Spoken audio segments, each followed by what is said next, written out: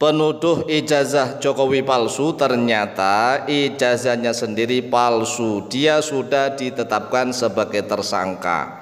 Ini kabar yang sungguh sangat heboh, luar biasa. Ada orang-orang yang sangat getol, sangat lantang, teriak-teriak, keras sekali teriaknya menuduh ijazahnya Bapak Jokowi palsu, tapi ternyata dia lupa bahwa ijazahnya sendiri juga palsu. Ini kan kepalsuan-kepalsuan yang sangat membingungkan di Indonesia. Belum lagi nih masalah nasab palsu, masalah ngaku cucu nabi palsu, kemudian saling tuduh menuduh. Yang satunya menuduh nasab palsu, kemudian dibalas, kamu juga nasab palsu. Ini juga sama.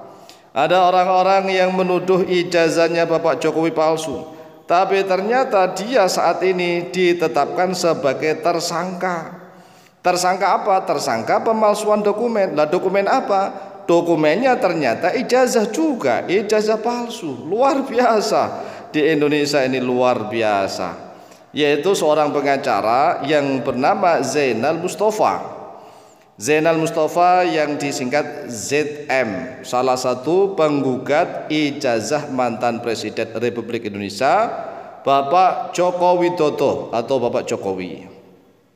Nah, dia Zainal Mustafa ditetapkan sebagai tersangka atas kasus pemalsuan dokumen. Kasat Reskrim Polres Sukoharjo, ya Sukoharjo Jawa Tengah ini ya, AKP Zainuddin pada hari Rabu tanggal 23 bulan April tahun 2025 membenarkan penetapan tersangka Zainal Mustafa terkait kasus dugaan pemalsuan. Ini jadi kepalsuan yang merajalela di Indonesia. Ada BBM palsu, belinya Pertamax dapatnya Pertalite, ya kan? Jadi itu Pertamax palsu. Indonesia ini banyak kepalsuan. Mengapa terjadi banyak kepalsuannya? Nanti kita akan terangkan ya. Mengapa di Indonesia ini banyak terjadi kepalsuan merajalela? Nah, dokumen ijazah palsu ini luar biasa, telah menginspirasi seluruh rakyat Indonesia agar jangan lagi terjadi kepalsuan. Nah, AKP Zainuddin menegaskan bahwa Zainal Mustafa dijerat dengan pasal 263 ayat 2 KUHP. KUHP yang lama ini atau KUHP yang baru, kita belum tahu yang baru gimana ini ya.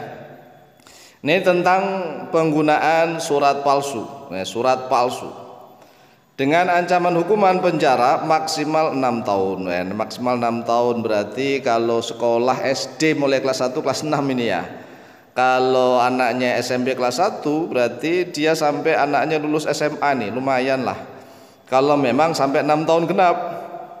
Agar ada efek jerah lah, supaya tidak ada kepalsuan yang merajalela di Indonesia, di Republik ini.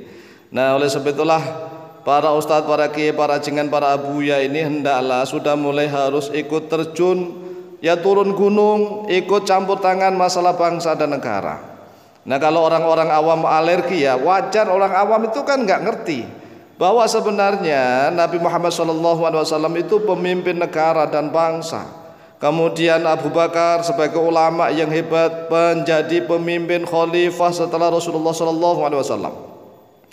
Kemudian setelah itu pemimpin umat, pemimpin rakyat adalah setelah Abu Bakar adalah Umar bin Khattab, setelah itu Utsman bin Affan, setelah itu Ali bin Abi Thalib. Semuanya mereka itu adalah ulama-ulama besar yang sukses memimpin bangsa dan negara. Nah, saat ini di Indonesia kalau bisa nih para ulama, para kiai itu ya fokus membahas masalah sholat, zakat, puasa, haji gitu doang. Ya karena kebodohan umat Islam di Indonesia. Padahal kan agama ini lengkap. Justru masalah siasah, masalah kebangsaan, politik kebangsaan, politik tentang kenegaraan, pemerintahan. Itu kalau semakin banyak para ustadz, para kiai, para jengan abuya yang ikut campur tangan, insya Allah Indonesia akan menjadi baldatun thayyibatun warabun ghafur. Kalau memang banyak loh ya, banyak ustadznya, banyak politikusnya itu para ustadz, para kiai, para jengan abuya. Tetapi kalau misalnya nih yang lain itu semuanya preman ini.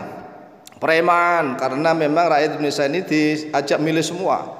Sehingga banyak pejabat yang mohon maaf ya, yang mental-mental premanisme semua itu, yang menguasai dalam suatu kantor, ya kantor itu banyak premannya. Sedangkan ustadznya cuma 1-2, ya kalah. Kalau misalnya di anggota DPR nih, jumlahnya kan ratusan orang. Kemudian ustadznya para kiai ajengan abuya di situ cuma 1-2, ya kalah. Nanti kalau dia terlalu misalnya ya idealis, misalnya idealis ustadz kiai di dalam anggota DPR idealis, ya tetap dijauhi oleh banyak orang dijauhi oleh banyak orang. Oleh sebab itulah kalau semakin banyak para ustadz, para kiai, para ajengan, para abuya yang ikut campur tangan mengurusi masalah bangsa dan negara, maka insya Allah kepalsuan ini semakin terkikis habis. Nah, kalau kepalsuan ini semakin terkikis habis, insya Allah seluruh rakyat Indonesia akan hidup adil, makmur, sejahtera. Nah, enggak, orang Indonesia itu kalau ada ustadz, ada kiai, ya ada abuya, ajengan, itu kalau ngurusi politik dikira enggak ngerti politik. Ini kan memang nafsu dan setan agar para ustadz dan kiai itu jauh dari perpolitikan, sehingga bangsa dan negara itu diatur oleh nafsu mereka masing-masing. Itulah yang diinginkan oleh setan-setan itu. Sehingga mari, ayo para ustadz, para kiai, para ajengan, para abuya, para santri, bangkit kita urus bangsa dan negara ini bareng-bareng bersama-sama. Sehingga di setiap RT itu banyak orang yang agamis lah, religius yang taat kepada Allah Azza wa Jalla, sehingga kepalsuan bisa dikikis habis. Nah, masalah penetapan tersangka Zainal Mustafa ini bermula dari laporan Asri Purwanti pada tanggal 16 Oktober 2023. Ini kan sudah lama ya, 2023, berarti kan hampir 2 tahun nih. Nah, Zainal Mustafa dilaporkan atas dugaan pemalsuan dokumen terkait proses pendidikan saat dirinya menempuh studi S1 di Universitas Surakarta atau UNSA. Menurut Asri, surat penetapan tersangka akhirnya diterima beliau pada tanggal 21 April 2025, baru kemarin ya. Sekarang ini kan baru 22, 23, 22 ya sekarang nih, baru kemarin nih.